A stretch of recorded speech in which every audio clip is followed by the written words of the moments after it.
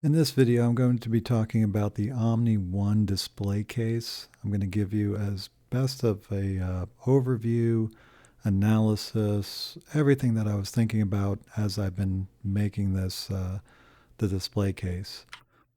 Here is the finished product of the first case I built for myself. It has acrylic shelves. I could probably fit another acrylic shelf in there. As you can see, I use the bottom part as a shelf as well to maximize the space in there.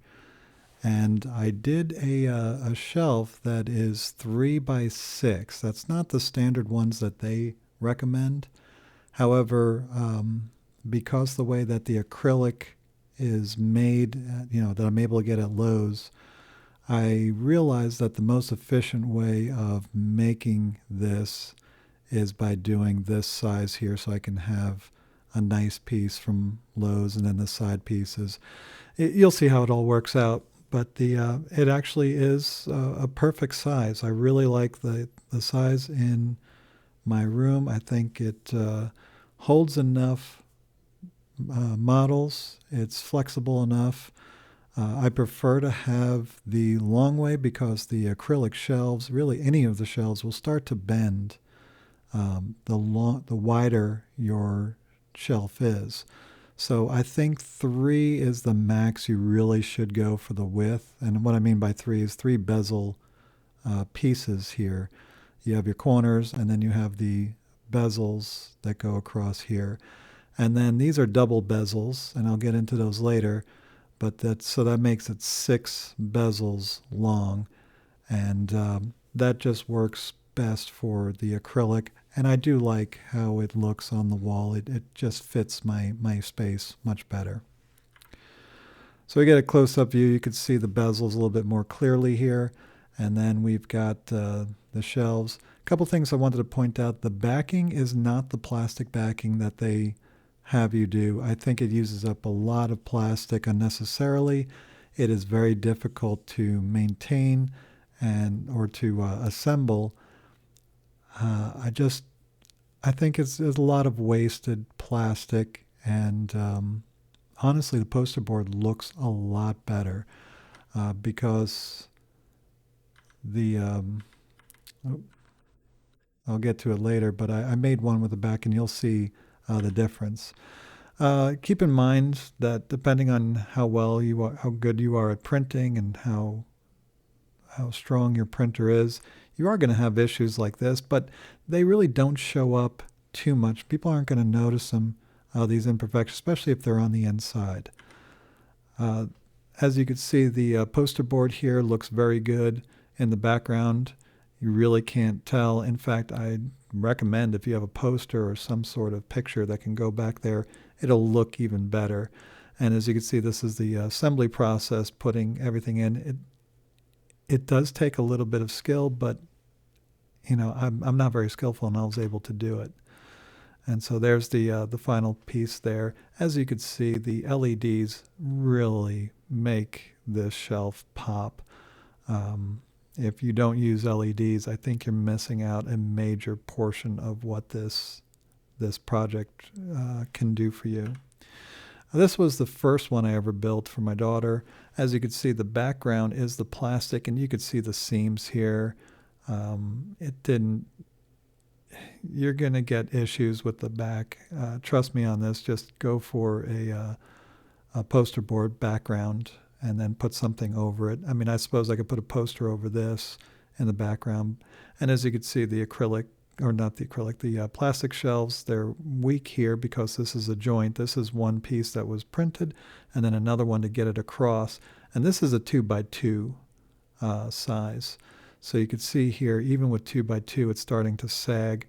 I did try to put a reinforcer there, but I mean, that's still a lot of plastic that you're dealing with this, and then a reinforcer. So I think the acrylic is just the way to go. It will be more expensive, I'll tell you that, but not by as much as you would think it would be, because the acrylic is very expensive. All right, so tips. Use poster board for the back base. Always use LEDs. Acrylic shelves should be thick. You want 0.22 thickness or point, 0.25, somewhere in that range, but no less than 22. You don't want to go too wide, and what I mean 3 wide is how many bezels you're using for the width. And then use 3D gloop. The 3D gloop is phenomenal. It really makes the joints much stronger so that you don't have any issues with it coming apart or moving around, sliding, so that it becomes not as perfect. Pay close attention to your nozzle. I lost a lot of plastic because I'm new to all this 3D printing, and some of them start coming out very light,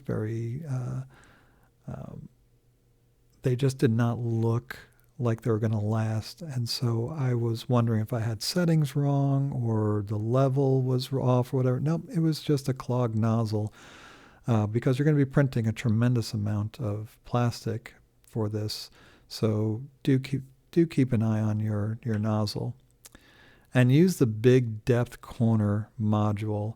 What I mean by that is I'll show it to you later. But it's basically the depth. You can use a single depth, but you're using a lot of screws and a lot of nuts to hold all the depth modules together. They do provide one single depth corner that's basically the size of 4 of the mods. And I think it looks better. I think, and it used less screws. Now, the only reason why you wouldn't use that piece, you would use the small single ones, is because you want to make your depth bigger than 4. But I think 4 is plenty. It's a very good size. Print as big bezel on your door mods as you can. They do come with some files where instead of single bezels, you can make a double or triple bezel. And I use double because that's the only size I could fit on my build plate for my printer. But yeah, that means you use less screws, less bolts to hold your bezels together. It looks cleaner, looks nicer, and it's going to be stronger because there's less points of failure there. All right, so the files themselves on the website are $90. I think you can go to my mini factory and it's $80.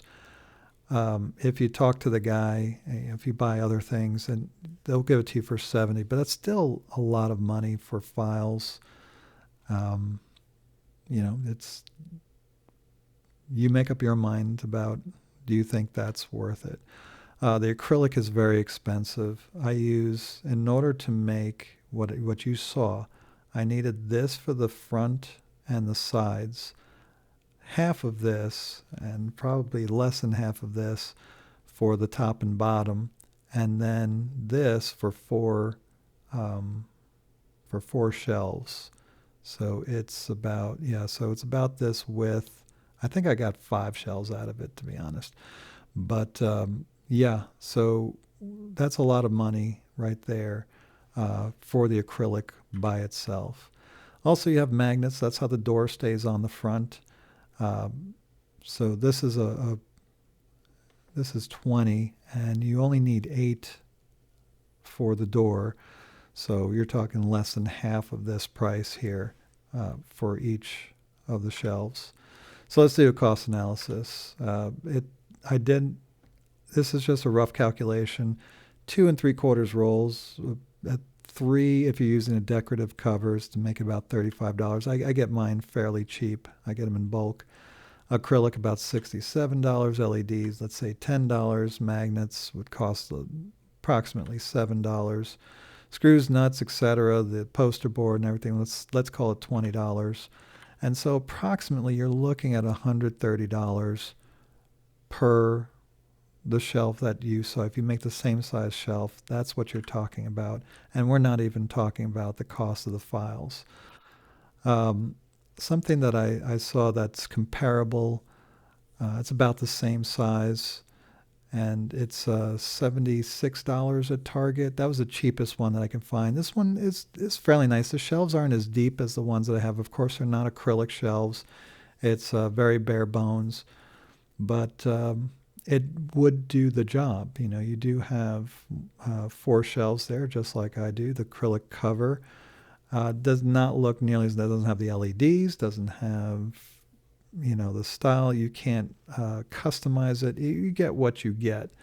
Uh, but as you can see, it costs less if you go with something like that.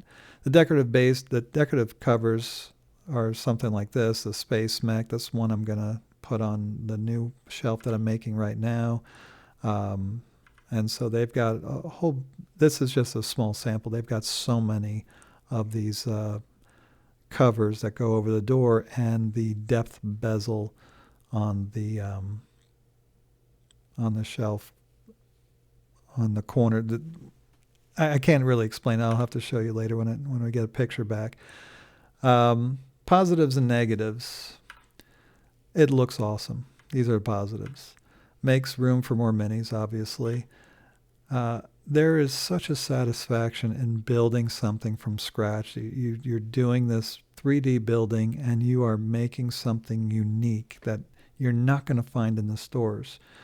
I'm not particularly handy, and I really, really enjoyed doing something that wasn't life or death. You know, this is my hobby. This is, you know, my war room that I put all my games and such in, and to be able to build something that was real by myself, it was just really nice. It's not something IKEA already had pre-assembled and you just put it together. You are designing, you are making it, you are planning it. It just, there's a nice feeling to it. You can custom make them to any size, any style that you want. You don't, you know, when you go to the store, you get what you get. But now with this, you can design exactly how big and what shape and what is it going to look like and what color, and just everything is to your specifications. Negatives. It uses a lot more plastic than you think. Like I said, you know, over 2 rolls, 2 kilograms, probably 3 you're talking about. The acrylics and the magnets cost a lot more than I thought they would. So that is your biggest cost to making these shelves, especially if you use acrylic shelves, which I recommend.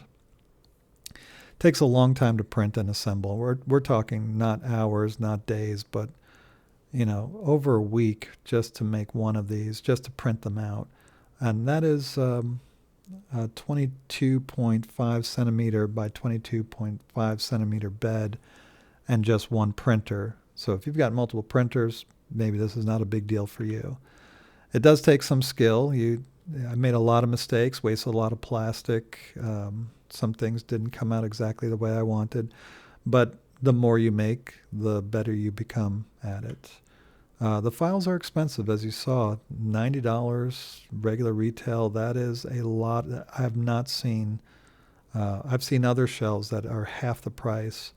They're not as nice, and they use up more plastic. But yeah, this is an expensive file. So my conclusion is this is not cost effective. If you're looking for a bargain, you're looking to make something because you think it's going to be cheaper, this is not the case.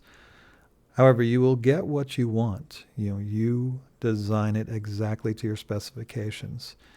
If you have to have things exactly the way you want it, then this is for you. If you just need shelves and you're not too picky, there are better alternatives out there, Target, IKEA, Walmart, whatever. You can find something that can fit the bill. They're not going to look nice, you know, not nearly as nice as this. If you do get the ones that I'm thinking about with like a mirror in the back and put it in a corner, this is a better alternative because those are very, very expensive. But if you just want something cheap just to put your models in, you can find something that's a little bit cheaper than this. This is more of a luxury item than something practical. But in my conclusion, it is for me because I want things the way that I want them. I enjoy making these things for now. I think it just looks fantastic. I'm very, very pleased with the results. So what do you think? Do you think this is for you? Am I off point on some of my analysis? I really do like the Omni. I think it was a great choice for me. I really enjoyed it. Um, and before I sign off here, I did want to find. Okay, so here's the corner depth piece that I'm talking about. It's one piece. I just wanted to point this out before I finished here. Normally they would have four pieces going here, and you would have to screw in each one. Here, I just had to screw in one whole piece, and I think it looks a lot cleaner. But if I wanted to make it deeper shelves here, then I would have to use the four pieces and then five, six, whatever I wanted to make the depth. So, but yeah, you can make it exactly the way that you want. Um, there are no limits. You can make a huge one if you want to. You can make a small one like I did for my daughter. So this is something that's just fun, and I do recommend it. Uh, but I don't recommend it to people who are looking for a cheaper alternative to put their models. Just to keep that out there. All right, thanks for watching, and I'll see you next time.